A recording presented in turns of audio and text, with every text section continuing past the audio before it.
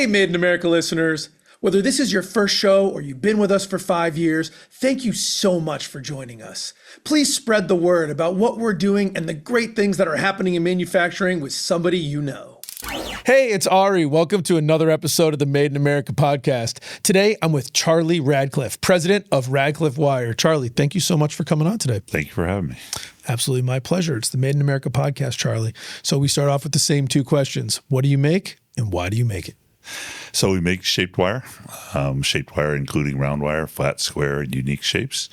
And we make it because my father was working in a spring company in charge of purchasing and couldn't find the sharp enough edge square wire. So the old story, if I make it, will you buy it? And they said yes. And so he went off on his own. And well, that was his primary customer for a year or two, but because we are in Bristol, the spring capital of the world at one point, not quite anymore, but he got a bunch of spring companies buying wire from right off the bat.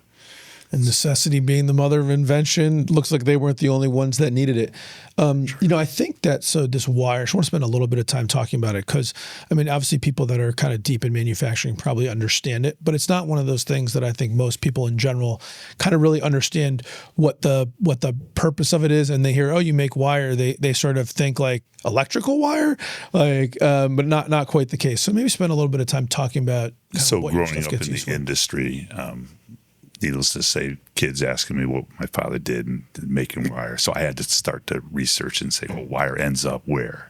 And so in the spring industry, average automotive has 1,500 springs or wire forms. And then wire is everywhere. Your wire rim glasses that were big in the 80s. We were making a shaped wire that would hold the lenses in, a shaped wire for the temples. The aerospace wire ends up in locking rivets as a fastener, as a locking. That's the locking part. Can do 100 uses in there. So maybe a good place to start from that perspective, and I think it's an interesting part of the Radcliff Wire business, is a lot of the manufacturers that we talk to tend to serve like one industry, really deeply. You just rattled off some different industries. I know diversity of industry is kind of one of the strengths of Radcliff Wire. So maybe a good opportunity to talk about sort of what are the different industries you serve, and we can kind of leverage that to give people a picture of what exactly a wire manufacturer does. Sure, and it is one of the strengths of Radcliff. My father started years ago just doing the springs and spring companies, and realized right away didn't want to be captive to one market. So then he went after the jewelry industry. Jewelry industry sprung up into electronics being used not as wire that you wire your house with, but just in connectors and things like that inside boards. And then from there, with the shaped wire that we were making for the jewelry industry, we went into the shaped wire for aerospace. So are you guys still doing a bunch for spring? We're doing a bunch. We call it 30%, but obviously dollars compared to pounds, it's different. Selling steel wire to the spring industry than selling Inconels and Monels to the aerospace industry. So when you started with the spring industry, something that your dad knew super well, why did he think about diversification so quickly? Just issues of competition, issues of just feeling nervous about being tied to one thing? Yeah, so I don't think it was competition at that time because I don't think he had a lot of people making custom shaped wire, making exact radiuses people need and things like that. He saw the opportunity with Rhode Island being right down the road. They were the jewelry capital of the U.S. at one point. And so as people came to him, he's like, need to get involved. And then all of a sudden he was doing a lot of copper-based wire, which the spring industry doesn't use a lot. And so with the copper-based wire, then electronics. So when you think about jewelry, what does a wire manufacturer make for jewelry? Just the glass rims? No, rings, little half-round piece of wire and rings, and then they take half-round with bumps on it and put a heart in the middle of it, things like that. And then it's plated, needless to say. But any of the jewelry industry is not worth talking about anymore. It's gone overseas 95%. Yeah, sort of changed the rules on that. And for the springs, you're just making the coiled wire. Like when I look at a spring, is that the wire that makes the actual spring? Like you coil it, you sell them a spool of wire, then they make the coil. And so a spring in a wire form, there are so many different types of springs. I don't even know them all after being involved with this for 38 years. But and then wire forms. A quick example of wire form in your visor on your car. You flip it open, your light comes on. There's a piece of brass wire that's been plated. That's the electrical conductor and the friction that keeps it. That tells you that tells the light to turn on when you flip up that. Yeah, and what holds it up. Oh, that's wild. Just a little copper spring in there. Yeah. That's so crazy. And then you guys got into the electronic space. So thinking about like the little copper wires that go on the printed circuit boards. Yeah, some of that, or that's where we are now. But for a while back in the 80s, I'll say, maybe early 90s, all the big TV companies used what they call pin wire. So all the connections were made with hundreds of little pins in the back of your RCA and Zenith and all those TVs. And we were doing a lot of that pin wire. But that is, once again, that's a died out industry for sure. So, I mean, one of the things that's so interesting to me about Radcliff Wire is so many times you've gone into a market and that market's disappeared and yet you found another market. So, I mean, talk a little bit about, let me ask you this question. When did you get involved in the business? So I made wire growing up, but I got nothing like a little child labor to help the business operate. Yeah. And I was intrigued by making the special shapes and the things that we were sending out of there and finding out they were going into eyeglasses and stuff like that. It's like, that's pretty cool. And then I got uninvolved with the business, so about 15, 16. Ended up going out to California to school. Went to school for electronics. While I was out there, my father asked me if I was interested in repping the company. I started repping the company. The rest is history. That was 36 years ago. And so I've been back full-time 36 years ago. I am partners with my sister. She started in the business when she was 22, and she's 10 years older than I. Oh, wow. So part of the decision not to be involved in the business for a while was because I didn't think I was going to be working for my older sister. Got it. And you started pretty far away, I would say 3,000 miles away in sales, it sounds like. Yeah. And then I saw the sales were going really well out there. And when I graduated, my father asked me if I was interested in getting back involved in the business. I said, well, not working with my sister. He said, well, I can't tell you won't work for your sister, but I'll set it up where you're in charge of production. She's in charge of the office stuff. And but ultimately, she's your boss. And so... How'd that work out for you? I guess it must been pretty good because you're still around. It worked out okay. I went into my father about 2.5 years after I started and said, I don't think this is going to work, Dad. And he says, why not? I says, because when I have a good idea, my sister shoots it down, and I can't work like that. And he says, well, do what I do. And I smiled and said, well, not you, but what do you do? And he said, if I have a good idea, I do it, and I don't ask anyone. And but be ready to pay the piper if it doesn't work. Good ideas that work, nobody really says anything. And so I started doing that for about 10 years. And 2001, my sister came to me and said, I think I'm going to retire. And I said, you can't just retire. I'm just starting to get involved in the office. She says, well, I can semi-retire if that makes you feel better. And I said, sure, but why are you retiring? And she said, it's not like doing business like it used to be. All these big corporations are buying up the family businesses. So it used to be you do somebody a favor, it was remembered, and all of a sudden it's not what you did yesterday. It's what can you do for me tomorrow? And they're counting their pennies, and it doesn't matter what you did in the past. And secondly, because you just do whatever you want anyhow. So I wasn't fooling anybody, but she was tolerating because the ideas were working. Well, as your dad rightly pointed out, new experiments and good ideas that work, no problem. When they fail, there you go. And so my sister is still involved, semi-retired, the exact same schedule she set up 24 years ago, 3 days a week, and takes care of overseeing the 401k plans and the stuff that's not day-to-day. But lets you kind of run the day-to-day operations. So, I mean, when you came over, you started running some of these ideas. Actually, I'll ask you this question. What were some of the original, like, experimental ideas that you tried without asking for permission that did not blow up in your face? So there was a use for a shaped wire in the aerospace industry. It actually is a ring that goes in a locking rivet. When I was in California, I saw that, and I asked about doing it. And while I was out there, they made a quick attempt to try to do it, and they said, we can't do it. So when I came back, I was convinced there was a lot of business out there doing that, and I started subbing out the tool making and making it happen. And that's one we still do today, and we're the only ones doing that. But along with that, once I got involved with that aerospace, then there different shapes came up, and obviously I didn't hesitate to keep building off of that. And now the aerospace business is like, what, a third of the business. It is. So that's worked out nicely. It is. So talk to me a little bit about, there's a history in the company that you've obviously grabbed onto and continue to innovate, which is understanding we've got some markets that work. We don't want to abandon them, but at the same time, we've got to keep pivoting, because there's been, I don't know, between jewelry and other items that you mentioned earlier, things that you guys don't even do anymore that used to be a big part of the business.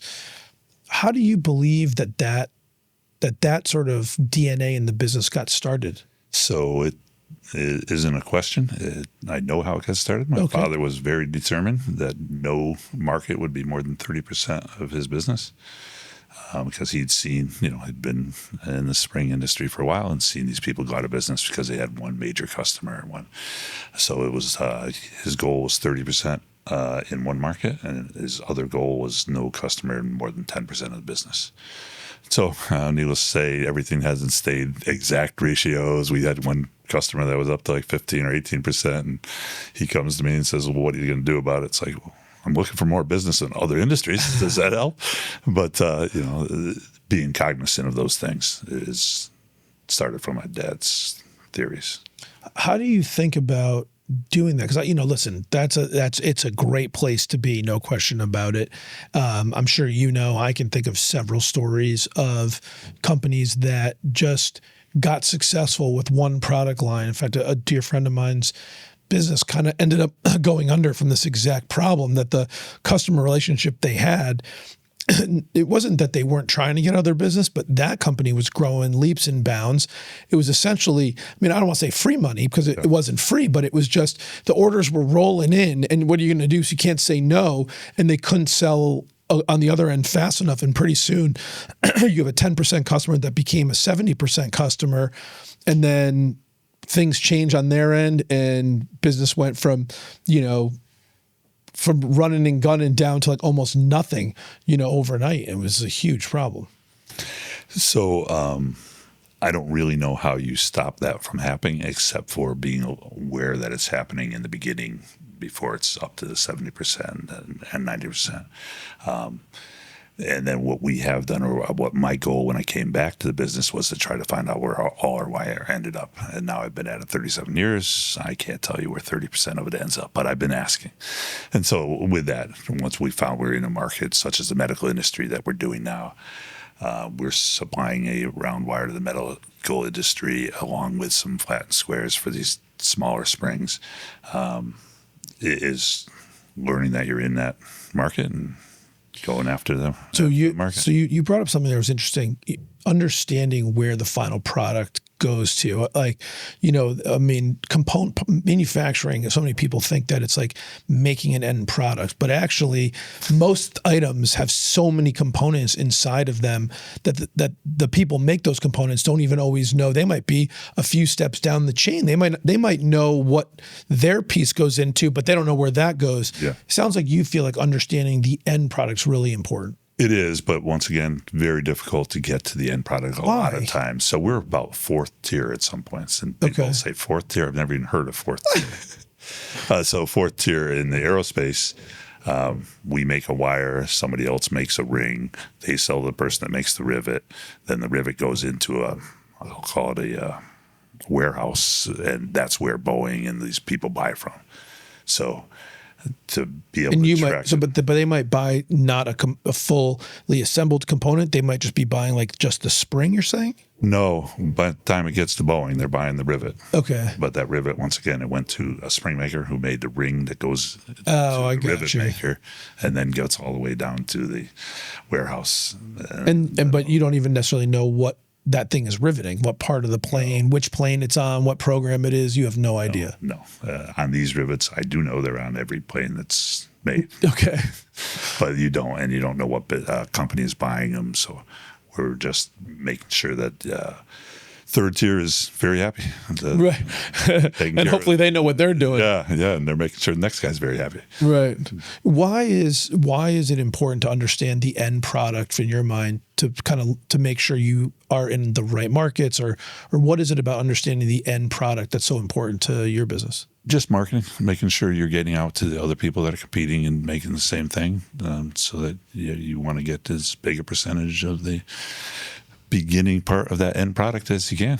So you're saying in that rivet example, there may be other companies making that same rivet, and you'd be just as happy being the fourth tier supplier on rivet from company B as you would be for company A? And that's where we stand. There are probably 5 companies that make it, and we are, as far as we know, the only person supplying to the beginning use. And so do you use that as sort of a bit of your sales or go-to-market strategy, is understanding where you are in the supply chain and trying to figure out how can we supply this same thing to someone else making a similar or the same part? Yes. Obviously, that's been the success to being able to be that diversified. Huh. And how do you think about, so do you also use that to understand, hey, I don't think this final product has much left in it over the foreseeable, coming years. So we got to find sort of another program. A little bit how when we talk to folks that are like, say, making parts for different engines, they're always trying to keep track of where is the engine in the sort of product life cycle, right? Because every engine eventually sort of, first it's in development, then it's in run production, then it's in maintenance, then it's in, starting to wind down. So I don't know if it's that much in markets in particular. Obviously, you see them dwindling as the stuff is dying out. But in new markets, but in the markets that we supply, we do see stuff like springs end up in the automotive. We see stuff that's got a lifespan on it. They tell you right in the beginning, this is a 3-year lifespan. Not that they are very accurate in forecasting how long things are going to, the 3 years or 1 year, 3 years or 10 years. Right. But that's as much as we really see that. But obviously we follow what percentage we're selling where, and as it dies down, we look at why, and then try and find other stuff. So you mentioned something else, which I'd love to pull the thread on, which was a lot of the family businesses your sister saw sort of getting bought up and gobbled up, in wave of consolidation that certainly, many people listening to this podcast are well aware of. I'm just curious sort of your perspective on, what you saw, because that's, I guess it continues to happen a little bit. I don't think quite at the feverish pace maybe it did 25 years ago, but you tell me. So I laugh when I repeat that story and think that was 24 years ago. It's happened majorly since then. And now it's the companies that bought up the family businesses that were smaller businesses and had 3 family businesses. Now they get bought up. So it's, it's not. There's always a bigger fish. Yeah, there's always a bigger fish. And we're not selling just the big fish, but it is getting more bigger fish, continually. You see it with every market that there is, not just the markets we're trying to sell to. And how have you guys adapted to that? I know that you obviously mentioned that sort of was one of the key reasons your sister sort of felt like didn't have the same type of connections. How do you see that impacting? Let's just talk about the manufacturing ecosystem in general, and we can then kind of get into Radcliff Spring specifically. The connections are not the same as they were. So now it is what can you do for me tomorrow? And so we make sure we present ourselves as what we can do that'll set us aside from who else you're going to buy from for tomorrow. Has it changed the way you market and sell and try and develop new customers? Yeah, to a small point. Pointing out our technical expertise, both with the 65 years. We have a metallurgist on staff. We have all the high-tech inspection equipment. So basically trying to stay ahead of competitors and keep in with the times. Yeah. What about making the connections initially? Like I imagine, 20, 30 years ago, it was like go down the street, knock on the door, maybe the Rotary Club, whatever. Things have changed there, I assume. Yeah, so tremendously. Needless to say, with the internet, we used to market ourselves very little. It was all word of mouth. Somebody bought from somebody, and needless to say, with communication the way it is. People don't speak to each other anymore. They just text somebody something. But so the word of mouth has died down tremendously. So yeah, it's more marketing, more being presence on the internet. And so it is harder to get into a door. But once you can get them to make the call to you, then it's easy to follow up. And so have you guys put a lot of time and energy into sort of understanding digital marketing and, sort of embracing that? so we have, but slow behind the curve compared to some people. But we have by now. Yeah. Well, I guess you're around, so Yeah. you must have embraced some of it. Yes, without a question. Have you sort of found it interesting? I know when you first started selling out west, it was a totally different ball game. Have you adapted, and how have you found the sort of transition? Yeah, so we use reps, and so the reps still have an insight if they sell a complementary product to ours. And so with the reps following up on people that make an initial call to us and having 3 or 4 products that might be complementary to ours, we have found with a good rep staff, which isn't always easy to find, but that has been able to keep us out in front of the customers, the actual customers. And with COVID not knocking on doors for those 3 years, you'd be surprised where you feel like you're bothering people. Now people are like, oh, dying to see you, Yeah. Yeah. Dying to learn more personally what you can do for us. Yeah. I definitely think the face-to-face has made a big comeback. It has. And you talked a little bit about, as you've looked at the changes in the market dynamics, really keeping up with the new technology is something that's really, really important. How do you think about that new technology and making sure you're on top of it? Yeah. So in our business, the idea of forming wire hasn't changed. The electronics involved and the things, the electronics and the speeds you can run at, those have changed.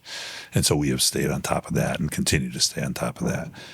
Once again, trying to get ahead of the curve on stuff that we see is hot now and trying to, get an extra machine to be ready for if we are to captivate that market more fully than we are now, that we're already on board with.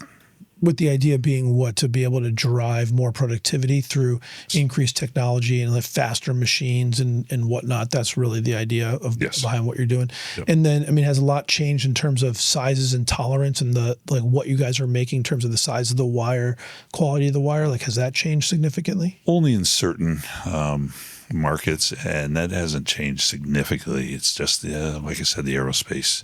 You're talking plus or minus 0.2. The medical stuff, you're plus or minus 0.2. The thing that has been a battle for us over the years is making for the jewelry industry, where as long as it's silver and shiny, they don't really care. Plus or minus 5 thousandths, and then you have the same operator running the stuff for the aerospace 20 minutes later. So we have set of part sections that only run the aerospace and only run the jewelry wire or wire that doesn't have those tight tolerances. Yeah, so thinking about trying to service those different markets, that's certainly something that we hear a lot when people try and diversify, which you guys seem to have conquered, is like, hey, if I'm going to be in medical, I got to have this level of quality, this level of inspection, this level of, certification. Aerospace, also, tight tolerances, different, but not the same as medical. So you got a whole different set of specs. Then when you're trying to do that, that has cost, that level of precision and inspection and all that stuff adds cost, which those industries are willing to pay for. But like artists and jewelers to your point, don't care. No, and so you're not willing to pay for it. Well, right. Why would you, right? If I don't, why pay for the level of precision and quality I don't need? And is that how you sort of think about it? You look at sort of dividing up the shop and saying, hey, we'll have these sections that are just dedicated to this or that? Yeah, so it's more machines. Obviously, the operators, I can't have an operator for just aerospace, as in it's busy one day and not busy another day. But for machines, we do. And then, to follow up on that, the things that my father did in starting the business, first of all, I give him all the respect in the world of thinking ahead to different stuff. But the one thing he didn't think of, we make 60 different types of metal for 5 different industries. And when he started his business, was like, sure, we can do that. Sure, we can do that. And then we realized we got to specialize more at dedicated machines, dedicated knowing our market. Have you referenced 60 different metals to 5 different industries? Is that still where you stand today? And is that a challenge from a sort of inventory management perspective? Yeah, so that is pretty much where we stand today. And a lot of it you don't have to inventory. You can get out of warehouses and you can get locally. And not to one of the other reasons that we are in Bristol is because of the amount of spring makers. The warehouses are around here and you can get wire pretty quickly. But on the other metals that the warehouses don't have, the answer is yes. We now have larger space warehousing material than we have it for production. Is that true? It is true. It's not happy, but it's the way it is. It's the way. Well, you're figuring out a way to make it work. So yeah, business is still successful. Thinking about new machines and new technology. Have you ever had the opportunity to take advantage? There's so many programs, sponsored by the state, sometimes by the feds, thinking about how we can support manufacturers in getting that new technology. Because, I'm just a big believer that if we don't continue to innovate and upgrade our technology, we are just going to fall behind. I mean, it's the old story why you don't see people running entire shops on Bridgeports anymore, right? It just doesn't work. Have you guys taken advantage of any of those opportunities? We have. We found money through CCAT, and I think it's the MVP program. But I was always hesitant to look for money from the state because when I want to buy something, I want to buy it. I didn't want to sit around and wait 6 for months the state with red tape. The state to tell me. But we found that very painless. It went through very smooth, and I was going to buy something similar to what I bought for inspection of our special shapes, but the having that money available to us, I think we got 33% of the initial cost of the first machine we bought, made me buy the Cadillac compared to buying I won't make some fun other of any other car. Right, something less than that. Yeah. Wow. So it sounds like not only did you get some support in getting it, an opportunity to learn about it, but it ended up with you being able to afford an even better machine with more features to just help you get that much further ahead on the curve? It did. And with those other features, there are definitely other features that we use constantly. Really? Yeah. So you got the Cadillac, and it's not just luxury. It's actually stuff you're finding really good uses for. It's funny. What prompted you to go do it? Because I'm out here talking to folks all the time. We've been doing this 5 years, and I hear what you just said all the time. I'm constantly saying, hey, we've got the MVP program, we've got MIF dollars. Like, there's so much stuff out there, and everyone has a million reasons. Oh, I don't have time to go to East Hartford or whatnot, or I don't have time to fill out the paperwork. You've overcome it. What prompted you to get going on that? So, CCAT offering a tour of the facility. I have a new VP of operations who had taken advantage of CCAT money in the past, and he says we should look into where this could work for us. And along with a marketing person that I hired that also suggested you should be looking at these. This is real money. Yeah, that is real money. Yeah. So it took 2 people in your business being like, Charlie, get off your duff and go check it out. Yes. And you did it. Yes. And turns out it wasn't that painful. No, it was very risk to reward. The risk that we had to put out to the reward is well worth it. Well worth it. So as you sort of think about the future success of Radcliff, what do you see as sort of the next markets you're going to tackle, like the next generation of items to keep things moving in the right direction? So we have started into the medical industry. Like I told you, about 30% is now medical, especially if you're going by dollars. More into the medical industry, more into the mandrel stuff that we presently supply, more into smaller wire, smaller springs. There's a lot of our wire that ends up in a casing, in a catheter for guide wires and things like that. And it's a big market and doesn't seem to be dying out. At least it's all being U.S. bought at the moment, and so we're hoping that it continues the trend. Yeah.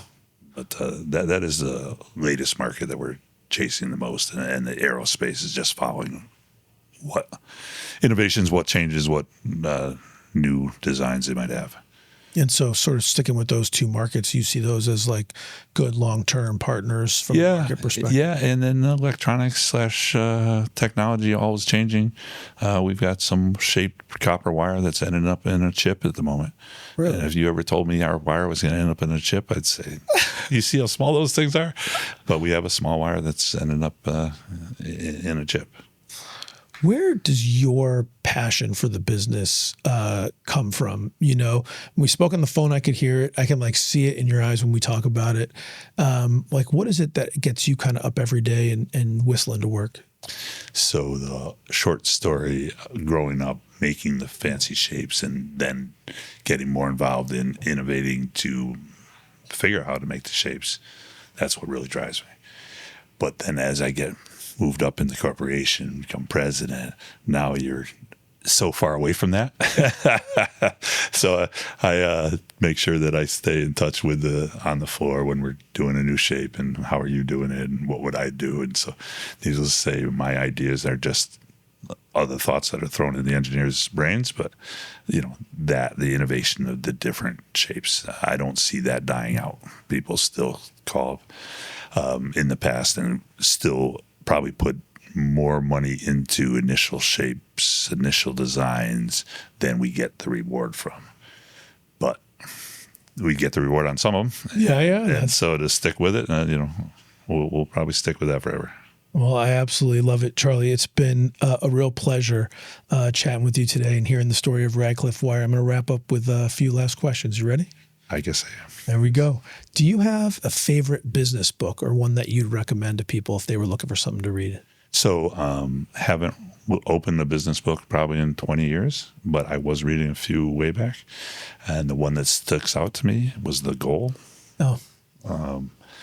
Just the, and so, you know, like anything, I don't remember exactly what you told me, but I remember what I got out of it. That's right. And so what I got out of The Goal was the constraints. Yeah. And so we have concentrated on making our constraints right in the start of our product, rather than at one point they were in the middle of our product in our process. It's a great manufacturing book, great business book in general, but very manufacturing focused, I think. What's something, Charlie, that you learned early in your life or early in your career that you think's helped propel you to all the success that you've had? So, as basic as it sounds, treating other people as you'd like to be treated. So when I call a company and I get a switchboard, it says it's extension 1-2. If you don't know the extension, dial by name. I sit there, how do I spell his name? You know. So we have a receptionist. We, you know, the things, if we're going to be late, we have personal contact calls you up and says we're going to be late. Nothing more frustrating than being 5 days past a wire, nobody checked on it. It's like, where's our wire? So obviously keeping in mind what the customer wants to, but yeah, pretty much treating people how you'd like to be treated, and it goes a long ways in life. It absolutely, that's a very good lesson. I think that's you've put the spin you put on it, just how you implement that in the business, something that I buy into massively, and I think world would be a better place, and many businesses would be more successful if they implemented that. What's something that you learned later in your life or later in your career that if you went back and told young Charlie and that young kid would listen to you, you think it'd do a lot of good for him? So not being afraid to put out the expense. So if I was looking at a budget, I was looking at what I thought would have been the right personnel, seeing what he's asking for a salary, looking at the budget and say, can't afford it. I've learned since then that if you afford that, he will bring the money to pay for itself. And same with machinery. As I was younger in my career, my father was brought up in the Depression age, and so he was innovative, but watching every cent everywhere. And so, yes, it took a long time to realize that if I put the money out in the right investment, that it will come back. Amen to that. Charlie, there's some really great nuggets. I super appreciate you coming on today, sharing your story, sharing your views. It's been an absolute pleasure. Thank you, Ari. It was a pleasure on the other end, too. Made in America with Ari Santiago is brought to you by Compass MSP.